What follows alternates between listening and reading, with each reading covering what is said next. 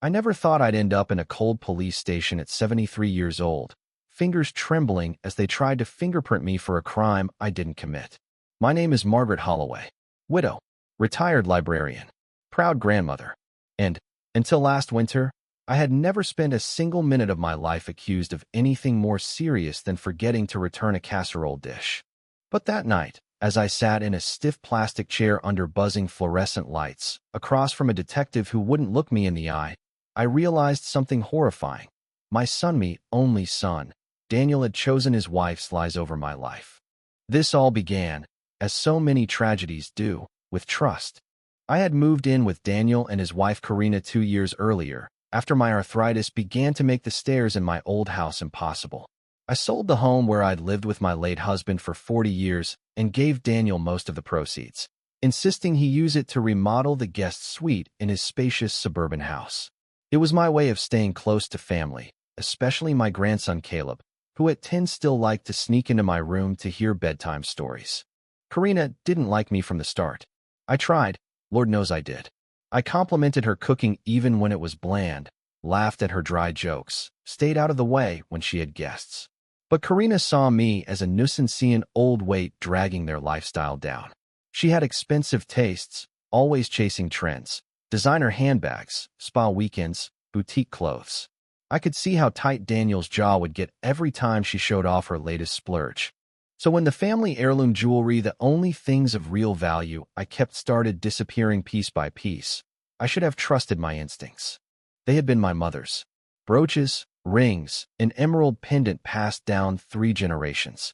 I kept them in a small cedar box at the back of my closet, locked. I checked them every so often, mostly out of habit, just to remember. But over the course of 2 months, 3 items vanished.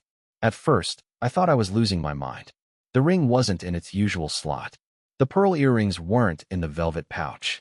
I told myself maybe I moved them and forgot. But then the pendant disappeared and I knew. I approached Daniel gently. We were in the kitchen. He was fixing himself a drink. "Danny," I said, "have you noticed anything strange lately? Missing?" He raised an eyebrow, not looking up from the bottle. "What do you mean?" "I think some of my jewelry is gone." He froze for a second before brushing it off. "Maybe you misplaced it. You do have a lot of little boxes." That stung more than I expected. "I'm not senile, Daniel." He sighed, turned, and finally looked at me. "I didn't say that. I just think maybe you're stressed." 3 items, Danny, all missing from a locked box. I think someone's been in my room. I didn't say Karina's name, but I didn't need to. His face closed like a curtain. "So now you're accusing my wife?" "Seriously, Mom?" "I'm not accusing." "Yes, you are. You come into our home. We give you a place to live, and now you're throwing around accusations because you can't find a brooch." His words weren't loud, but each syllable landed like a slap. And behind him, in the hallway, I saw Karina, listening. That night, the lock on my closet was broken clean off. My cedar box was gone. And 2 days later, I was arrested. They came to the house just after lunch. 2 officers. Karina stood behind them, eyes wide with performative shock. "We have a warrant for your arrest, Mrs. Holloway," one officer said, avoiding my gaze. "For what?" "Possession of stolen property. Jewelry reported missing from a family safe. We need you to come with us." My mind reeled. Family safe? What safe? Daniel stood behind them all, saying nothing. The handcuffs clicked like thunder. At the station, I learned the full scope of their lie. Karina had reported that I stole her jewelry, claimed she'd seen me sneaking into their bedroom, said she had photos, that I pawned her necklace and earrings at a shop downtown. They showed me grainy surveillance footage of an old woman with gray hair walking into a pawn shop. The figure wore a long coat, not even mine. "It's not me," I whispered. "That's not me." "We'll need a handwriting sample," the detective said flatly, showing me a receipt with a signature. It looked shaky, unnatural, but close enough.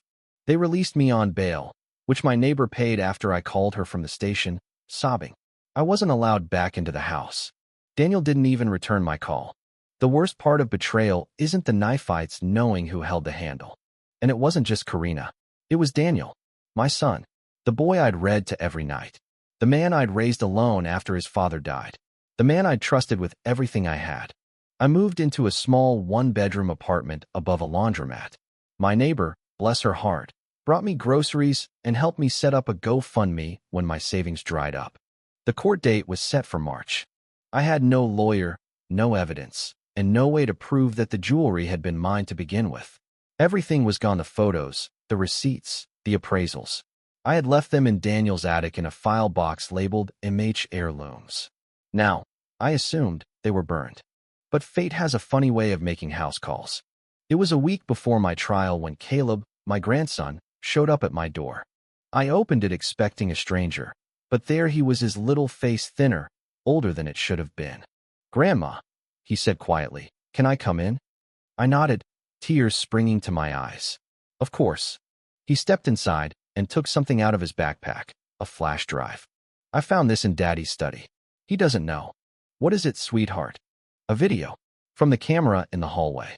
Mommy thought Daddy turned it off when she took the necklace. But he didn't. He just muted it." My heart stopped. "You saw her?" He nodded. "She took the jewelry box from your closet. I knew it wasn't hers. She told Daddy you were going crazy. But I know you're not. You're my grandma." I took the flash drive with shaking hands and hugged him so tight he squeaked. That night, I found an old friend, Ruth Berkman, now an attorney, who owed me a favor from years ago when I helped her get into college with a glowing letter of recommendation. When she saw the footage, she nearly choked on her tea. "I've seen enough to bury her," Ruth said. "We're going to trial." I had never been inside a courtroom before, but on the morning of my trial, I stood straighter than I had in years. Dressed in a navy suit Ruth loaned me, with my hair pinned neatly and my back unyielding, I walked through the courthouse doors like a soldier returning to the battlefield, not to fight, but to reclaim what had been stolen from me. Ruth strode beside me, briefcase in hand, calm and sharp-eyed. She'd reviewed everything. The security footage from the hallway, a string of suspicious transactions in Karina's name, including a pawning of one of my mother's rings 2 months prior, and even a few text messages between Karina and a contact saved as Buyer 3, arranging to meet with pictures of my jewelry attached. But the piece de resistance was the silent video file Caleb had found. In it, clear as daylight, Karina slipped into my room in the middle of the afternoon while Daniel was at work. She cracked the closet lock with a small tool and lifted my cedar box into a tote bag, all without hesitation, like she'd done it before. She wore gloves. It wasn't just betrayal, it was premeditated theft. The prosecution made their case first, relying heavily on the pawn shop footage and the falsified receipt. They painted me as a desperate old woman who had fallen on hard times and lashed out at her daughter-in-law out of envy. Their attorney, a smug man in his late 30s, called Karina to the stand. Dressed in all beige, hair pulled back into a tight bun, Karina played her role to perfection. She was confused, she said, voice trembling. Sometimes she'd forget where she was. Once, she tried to make Caleb lunch at midnight. We thought she might be developing memory problems. I never imagined she'd do something like this, though. It broke our hearts. Her eyes welled with crocodile tears. Daniel sat just behind her, jaw clenched. "And when you noticed the jewelry missing?" the lawyer prompted. I didn't want to believe it. But when I found out she'd gone to a pawn shop, I had to protect my family. Ruth didn't object. She let her talk. When it was our turn, Ruth stood slowly, as if savoring the silence. "Mrs. Holloway," she began, "how long have you had the jewelry in question?" "Some pieces were passed to me when I was 21. Others were left to me by my mother. All of them have been in my possession for over 50 years. "And did you ever give any of them to your daughter-in-law?" "No, they were not hers to take. And yet here we are. You're accused of stealing jewelry that belonged to you. Did you pawn these items?" "No, never." "Let's talk about surveillance." Ruth turned to the projector. "Do you recognize this footage?" I nodded. "Yes, that's from my son's hallway." We played the tape. The courtroom watched in silence as Karina slipped into my room, used a small flat tool to break the lock, and walked out with the cedar box. The room was so quiet I could hear someone in the back gasp. Then Ruth brought up the pawn shop records, names, timestamps, and payments, all traced back to a burner phone registered under a fake name. But the camera footage from the actual pawn exchange showed a woman in a wide hat and sunglasses. Ruth zoomed in frame by frame. The ring on the right hand was unmistakable. The same one Karina wore every day, her wedding ring. White gold with a chip in the band. She hadn't even bothered to remove it. When Ruth called Caleb to the stand, I wanted to stop her. I didn't want my grandson involved any further. But Ruth had spoken to his school counselor and obtained permission. He was braver than most adults. I saw her take the box, Caleb said clearly. She told me not to say anything, but I knew it wasn't right. And why did you decide to come forward? Because my grandma always tells me, when someone does something wrong, you don't stay quiet just because they're family. You speak up, or else the lie becomes yours too. I broke down crying right there in the courtroom. When Ruth asked Daniel to take the stand, he declined. His lawyer whispered something in his ear. He looked down at the floor. Coward. The jury took less than an hour to deliberate. Not guilty on all charges, the foreman said, voice steady. I didn't smile. I just closed my eyes and breathed. For the first time in months, I could inhale fully. Karina was arrested the following week. 2 felony counts, theft and falsifying evidence. The pawn receipts and surveillance footage were enough to sink her. The detective who originally interrogated me apologized in person. Daniel never did. A month after the trial, I received a letter certified, signed. Divorce proceedings had begun. Daniel had filed for sole custody of Caleb, claiming Karina was unstable and manipulative. What irony. The same man who let his mother get arrested based on her lies was now arguing that he was the better parent. I had half a mind to ignore it all, to pack up, move to a quiet town, and disappear. But something held me back. A force stronger than bitterness. Love. Caleb needed someone to believe in. Someone to remind him that family could still mean something. So I stayed. A quiet summer passed. Karina's trial was set for October. She was out on bail, banned from contacting me or Caleb. Daniel, for reasons I'll never understand, tried to reach out. He came by my apartment unannounced one day. Mom, he said when I opened the door. Can we talk? I stared at him. His face looked thinner, older, but I wasn't interested in his pain. You didn't believe me. I was scared. I didn't know who to trust. No, you knew. You just chose to look away because it was easier. He looked down at his shoes. I'm sorry. I don't need an apology. Caleb does. I'm trying to fix it. I crossed my arms.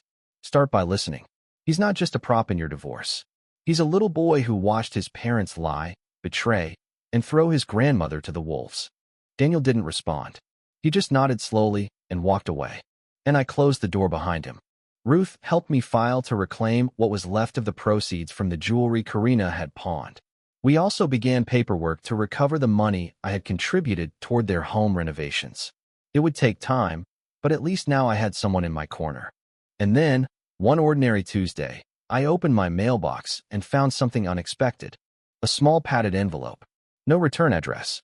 Inside, the emerald pendant. My hands shook. There was a note, printed, not handwritten. I thought I wanted everything. Turns out, none of it was worth losing Caleb's respect. I'm sorry. No name. No signature. But I knew it was from her. I didn't know if the gesture was sincere or calculated. Maybe it was an attempt to lessen her sentence. Maybe it was guilt. But for once, I didn't care. I clutched the pendant and sat on the edge of my bed, the sunlight falling across my lap, warm and quiet. I was free, and I was not alone. Fall arrived with golden leaves and cold winds, and with it came the slow, strange healing that follows betrayal. The days were quieter now. I'd resumed my daily walks, the kind I used to take before arthritis caught up with me. Caleb would come over twice a week after school. We'd do homework at the kitchen table, bake cinnamon rolls from scratch, or just sit in silence while he read his comic books and I knitted. One afternoon, he looked up and asked, Grandma, do people always forgive their parents? I paused, letting the question sit between us. No, I said gently. Not always. But sometimes they try. And sometimes that's enough. He nodded slowly, and I knew he was thinking about Daniel. Daniel hadn't given up. After our last conversation, he began showing up more, first awkwardly, then gradually with more sincerity. He volunteered to drive Caleb to his appointments, attended school meetings, and once even brought over a box of my things that I thought were lost forever. Found these in the garage, he said, eyes tired. Thought you might want them. Inside, a photo album, my old prayer journal, and a birthday card from my late husband with a note in his scratchy handwriting. For the woman who keeps this house warm and my heart safe. Happy 40th.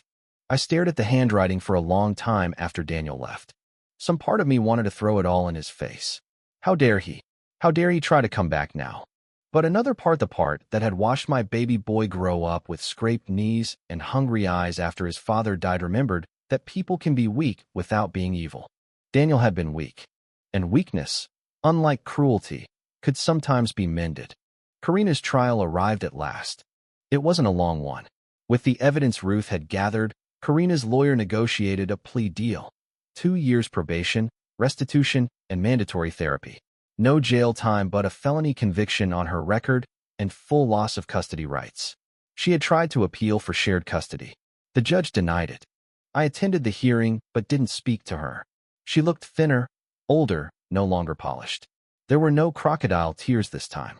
Just silence. As we left the courthouse, she passed me in the hallway. For a moment, we locked eyes. And I saw not of me, but of herself. Of who she had become. She looked away first. The months that followed were not simple. Healing is never clean. There were still days I woke up and flinched at shadows. Days I stared at my front door expecting police or worse. I had been violated not just by Karina, but by the silence of the son I had raised to know better. But then one cold December morning, I opened my door to find Daniel on the porch. He was holding a photo in his hand. "Do you remember this?" he asked. It was a picture of me holding newborn Caleb in the hospital, both of us flushed and tearful, surrounded by sunflowers, me favorite.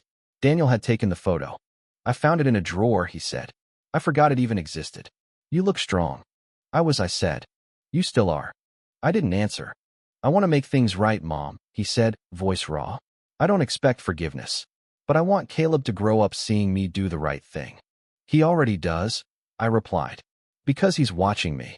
His eyes filled with tears. "I failed you," he whispered. "Yes," I said. "You did." And for the first time, he didn't try to defend himself. On Christmas Eve, Daniel and Caleb came over with a tree. Not a big one, just enough to fill my living room with that sweet pine scent. Caleb decorated while Daniel set up the lights. I made cocoa. We didn't talk about the past. We didn't need to. It was there, but it didn't fill the room anymore.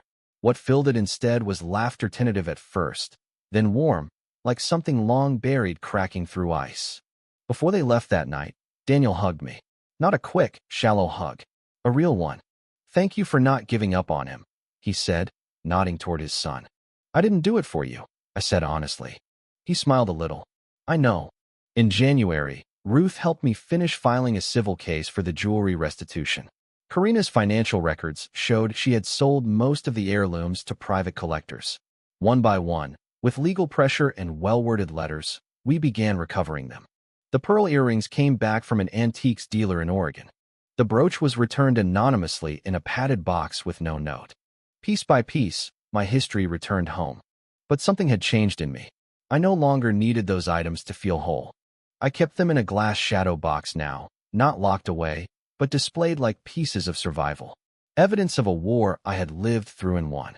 That spring, I was asked to speak at a local community center on elder abuse. Ruth had recommended me. At first, I said no. I wasn't a speaker. I wasn't a hero. I was just a mother who had been wronged and got lucky enough to have the truth on her side. But then I thought of all the people who hadn't been believed, who were still trapped in houses filled with gaslighting and neglect. And I said yes. When I stood at the podium that night, facing a room of strangers, I didn't tell them everything. But I told them enough. "How do you survive betrayal from your own family?" someone asked during the Q&A. I paused. "You survive it by remembering who you are outside of them," I said. "You survive by holding on to truth like a lifeline. And sometimes, if you're lucky, truth holds you back." There was silence.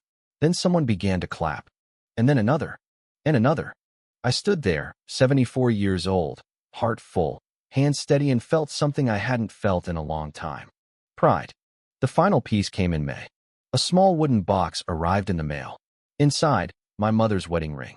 The one I had worn on a chain for decades. The one I'd assumed was lost forever. No note this time.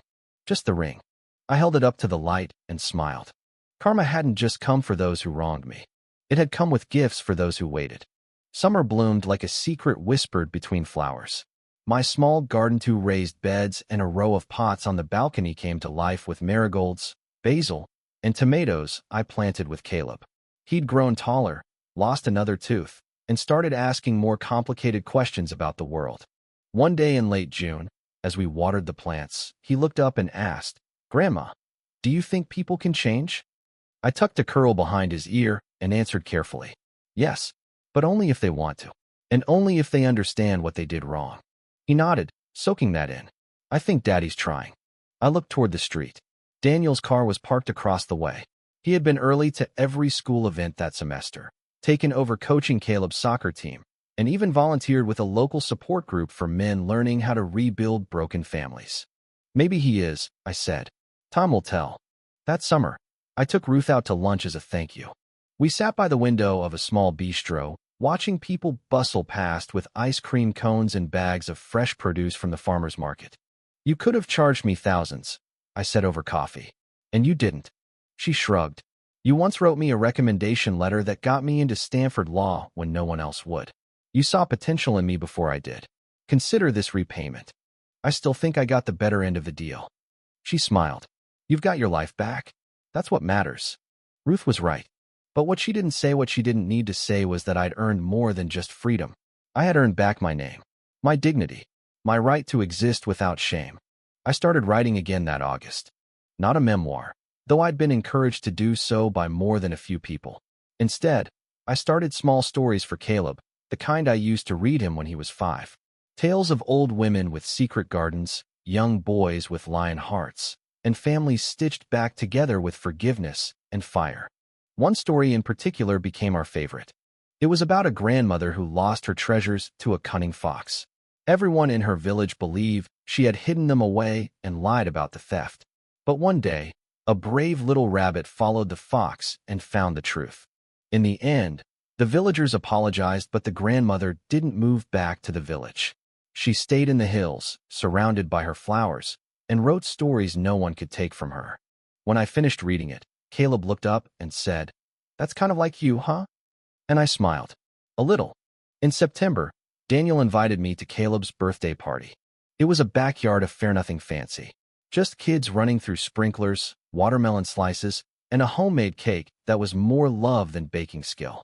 I stood by the lemonade table, watching Daniel crouch next to Caleb as he unwrapped presents. Daniel caught my eye across the yard.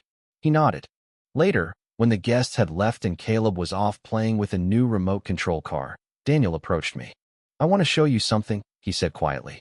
He led me into the house and up the stairs to what used to be my old guest room. When he opened the door, I gasped. The cedar jewelry box sat on a small table by the window, cleaned, polished. Next to it were photos with Daniel as a baby, my wedding picture, my mother's brooch framed under glass.